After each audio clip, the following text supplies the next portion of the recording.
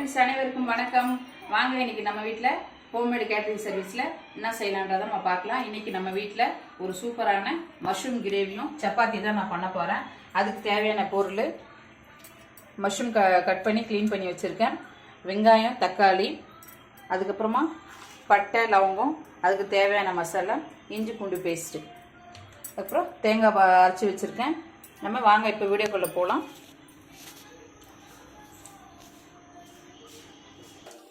இப்போ பட்டை, லவங்கம், சோம்பு, ஒரு 2 சின்ன பிரிஞ்சி இலை போட்டுட்டேன்.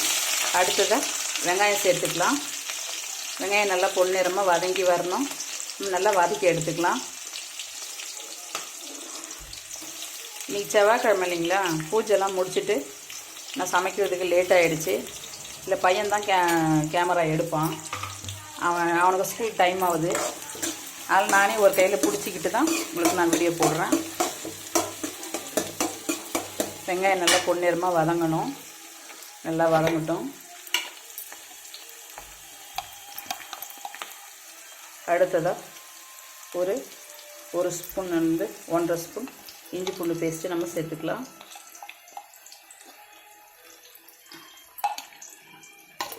எல்லா டிஷ்ஷுக்குமே இது ரொம்ப மேட்ச் ஆகும். இட்லி, தோசை, சப்பாத்தி, அதுக்கப்புறமா ஸ்கூலுக்கெலாம் நீங்கள் சப்பாத்தி ரோல் பண்ணி அனுப்பலாம். நம்ம வெரைட்டி ரைஸ்க்கு ஒரு அழகாக ஒரு ரைஸ் வச்சுட்டு ஒரு ரசம் வச்சுட்டு அழகாக அந்த கிரேவி வச்சு சாப்பிட்டுக்கலாம். ரொம்ப சூப்பராக இருக்கும்.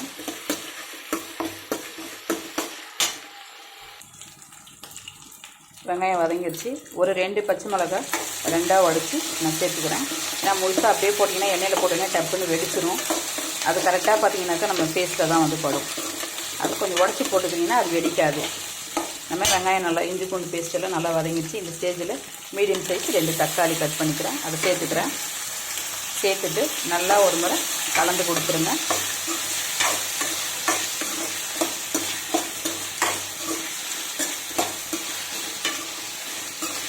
கிரேவி ரொம்ப தொக்காக சுருள வரும்போது சப்பாத்திக்கு ரொம்ப சூப்பராக இருக்கும். நான் இன்றைக்கி மசாலா பார்த்திங்கன்னா தேங்காய் கூட தேங்காய், சோம்பு, கசகசா, கொஞ்சம் 1 ஸ்பூன் அளவுக்கு பொட்டுக்கடலை தான் போட்டு அரைச்சிருக்கேன். நம்ம இதெல்லாம் அரைச்சிட்டு பால் எடுத்து கூட நம்ம சேர்த்துக்கலாம். வெறும் தேங்காய் பால் மட்டும் நம்ம வச்சு மஷ்ரூம் கிரேவி பண்ணலாம். அப்படி இல்லைன்னா நம்ம வீட்டில் நிறைய பேர் இருக்காங்க, அது மாதிரி பண்ணால் பத்தாது அப்படின்ற ஸ்டேஜில் நீங்கள் தேங்காய் அரைச்சி விட்டு இது மாதிரி நான் சொன்ன பொருளெல்லாம் போட்டு நீங்கள் அரைச்சி தேங்காய் ஊற்றி வைக்கும்போது ஒரு 6 பேர் 7 பேர் சாப்பிட்ற அளவுக்கு தாராளமாக இருக்கும். நல்லா வதங்கி வரட்டும் தக்காளி. எங்கள் பையன் ஒரே தொல்லை பண்ணான், ஏமா ஃபேஸ் காட்ட மாட்டேங்கிறீங்க, இன்றைக்கி நீங்கள் காலையிலே எல்லா வேலையும் முடிச்சுட்டு பூஜைலாம் முடிச்சுட்டு நீங்கள் ஃப்ரெஷ்ஷாக இருக்கீங்களா, இன்றைக்கி உங்கள் ஃபேஸை காமிங்க அப்படின்னு சொன்னதால தான் இன்றைக்கி உங்கள் ஃபேஸை காமிச்சேன். காமிக்கக்கூடாது அப்படின்லாம் கிடையாது. நம்ம இப்போ தான் புதுசாக ஸ்டார்ட் பண்ணியிருக்கோம். எப்பயுமே ரொட்டீன் லைஃப் நம்ம காலையில் எப்பவுமே பிஸியாக இருப்போம். அந்த டைமில் எப்படி அப்படின்னு சொல்லிட்டு யோசனை பண்ண வேறு ஒன்றும் இல்லை. இன்றைக்கி எங்கள் பையன் தொல்லை பண்ணி இன்றைக்கி என்னோடய ஃபேஸை காமிச்சிருக்கான். தயவு செஞ்சு யாரும் தப்பாக எதுவும் கமெண்ட் பண்ண வேண்டாம்.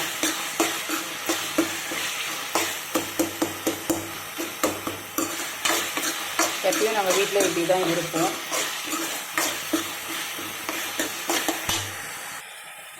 நமக்கு வெங்காயம், தக்காளி எல்லாம் நல்லா வதங்கி வந்துடுச்சு. இந்த ஸ்டேஜில் நம்ம எடுத்து வச்சுருக்க மசாலாலாம் சேர்த்துக்கலாம். ஒரு 1.5 ஸ்பூன் அளவுக்கு மிளகாத்தூள், தனியாத்தூள் 1.5 ஸ்பூனு, மஞ்சள்தூள் 1/2 spoon, chicken masala plus garam masala நம்ம சேர்த்துக்கலாம்.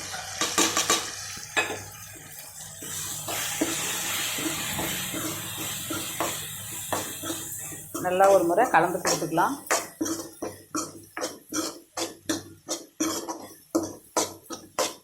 பச்சை ஸ்மெல் போகிற வரைக்கும் ஒரு 2 மினிட்ஸ்க்கு நல்லா நம்ம ஒரு முறை கலக்கி கொடுத்துக்கலாம். கொஞ்சம் எப்பயுமே மசாலா போடும்போது அடுப்பு கொஞ்சம் சிம் பண்ணி வச்சுக்கோங்க. அப்போ தான் நம்ம போட்ட மசாலா நல்லா வதங்கி வரும். 2வது டக்குன்னு பாத்திரத்தில் அடி பிடிக்காமல் இருக்கும். இந்த ஸ்டேஜில் நம்ம கட் பண்ணி க்ளீன் பண்ணி வச்சுருக்கிற மஷ்ரூமை சேர்த்துக்கலாம்.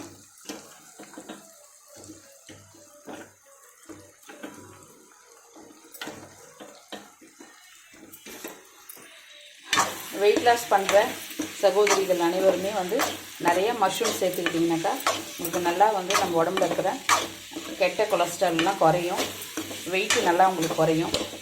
ஒரு சப்பாத்தி இந்த கிரேவி வச்சு நீங்கள் சாப்பிட்டுக்கலாம். நிறைய சுடு தண்ணி குடிங்க, சூப்பராக உங்களுக்கு வெயிட் லாஸ் நடக்கும்.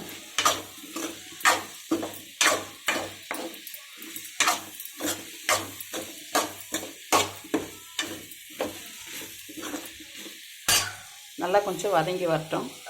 காளானதே நமக்கு தண்ணி வரும், அதுக்கு நம்ம நல்லா கொஞ்சம் வதக்கிக்கலாம். இது வந்து எங்கள் வீட்டு பூஜை ரூமு. இன்றைக்கி நான் பண்ண செவ்வாய் ஓரையில் முருகருக்கு பூஜை பண்ணியிருக்கேன். உங்களுக்கு ஒரு சூப்பரான ஒரு தகவல் கொடுக்க போகிறேன். என்னன்னு பார்த்தீங்கன்னாக்கா, பார்த்துக்கோங்க ஒரு நிமிஷம். எங்கள் சாமி ரூம் இது தான். இப்படி தான் வெள்ளிக்கிழமை செவ்வாய்க்கிழமை எல்லா நாளையுமே நம்ம பூஜை ரூம் இப்படி தான் இருக்கும். இன்றைக்கி செவ்வாய்க்கிழமைன்றதால நான் செவ்வாய் வரையில் 6 to 7 நான் இன்றைக்கி பூஜை பண்ணியிருக்கேன் முருகருக்கு. இங்கே பாருங்கள், இது வந்து இங்கே முருகர் இங்கே இருக்கார், தெரியுதுங்களா?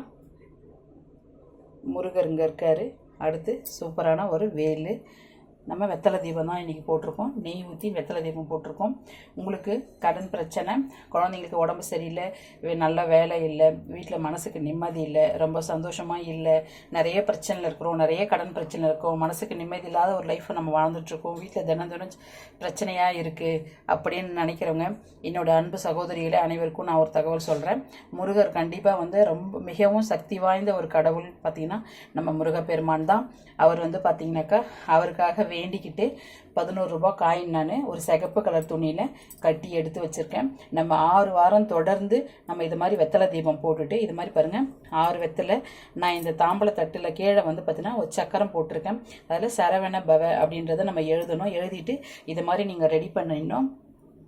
இது மாதிரி ரெடி பண்ணிவிட்டு நம்ம காசு முடிஞ்சு இந்த மாதிரி துணியில் வச்சுட்டு நம்ம தேங்காய் பழம் அவருக்கு நெய்வேத்தியத்துக்கு பால் பழம் எல்லாம் வச்சுட்டு நம்ம மனசார அவர்கிட்ட நீங்கள் வேண்டிக்கோங்க.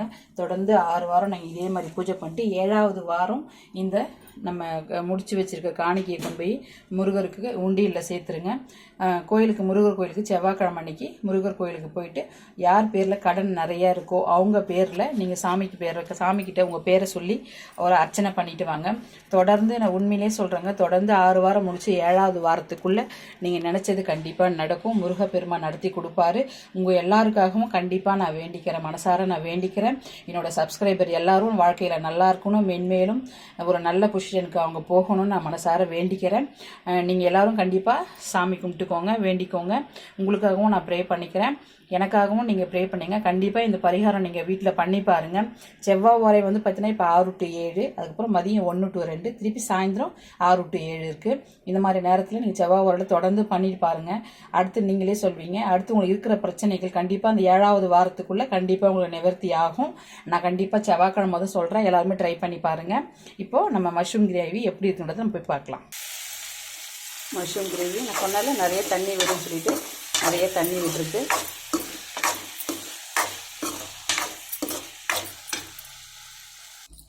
நம்ம ஒரு டம்ளர் தண்ணி சேர்த்துட்டு அடுத்து நான் அரைச்சி வச்ச தேங்காய் பேஸ்ட்டை சேர்த்துக்கிறேன். ஒரு முறை கலந்து கொடுங்க.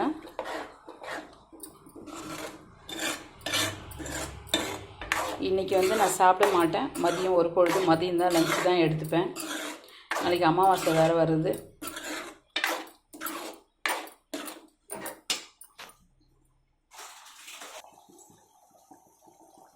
சூப்பராக நம்ம தேவையாக திட்டமான தண்ணியை நான் ஊற்றிக்கிட்டேன். தேங்காவையும் நான் சேர்த்துக்கிட்டேன், அரைச்ச மசாலாவையும் சேர்த்துக்கிட்டேன். அடுத்து கொத்தமல்லி புதினா போட்டிருக்கேன். நல்லா கொதித்து கிரேவி தொக்கு பதமாக வரட்டும்.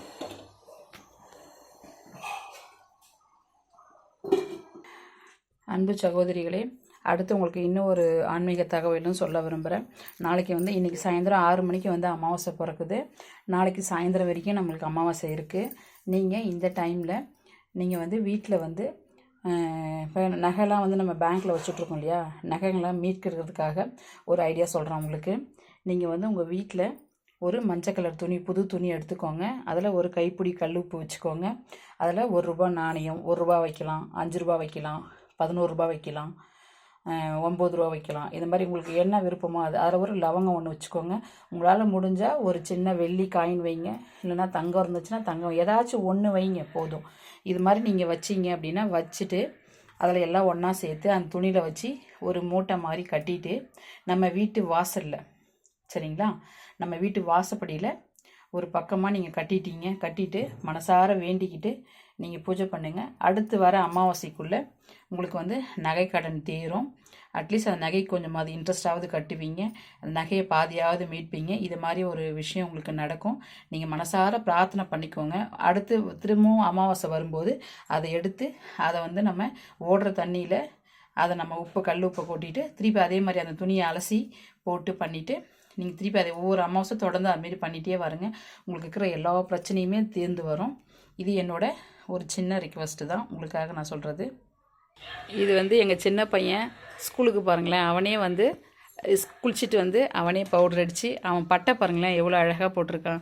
பட் எல்லாருக்கும் ஹாய் சொல்லு. ஹாய். ஓகே, அவன் வந்து இப்போ ஸ்கூலுக்கு ரெடி ஆகிட்டுருக்கான். இது என்னோட சின்ன பையன்.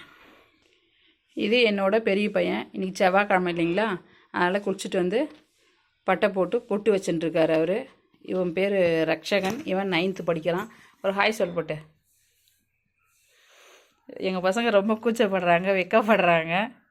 ஓகே, ஒரு சூப்பரான மஷ்ரூம் கிரேவி சூப்பராக ரெடி ஆகிடுச்சு. அவ்வளோதாங்க. உங்களுக்கு தேவைப்பட்டால் இது மேலே லாஸ்ட்டு நீங்கள் ஃபைனலில் கொஞ்சம் கஸ்தூரி மெத்தி நீங்கள் சேர்த்துக்கலாம். அவ்வளோதான், சூப்பராக ரெடி ஆகிடுச்சு. அப்படியே இந்த பக்கம் ஒரு பக்கம் சப்பாத்தி போட்டுருக்கேன். ஓகே ஃப்ரெண்ட்ஸ், நம்மளோட சேனலுக்கு மறக்காமல் சப்ஸ்கிரைப் பண்ணுங்கள். அடுத்து உங்களுக்கு வேறு என்ன டிஷ் வேணுன்றதையும் மறக்காமல் கமெண்ட் பாக்ஸில் மெசேஜ் பண்ணுங்கள். பிடிச்சிருந்தா லைக் பண்ணுங்கள், ஷேர் பண்ணுங்கள். மறக்காமல் நிறைய ஷேர் பண்ணி விடுங்க. ப்ளீஸ் என்னோடய சேனலை ஒரு சப்ஸ்கிரைப் பண்ணுங்கள். ஓகே, பாய், தேங்க்யூ.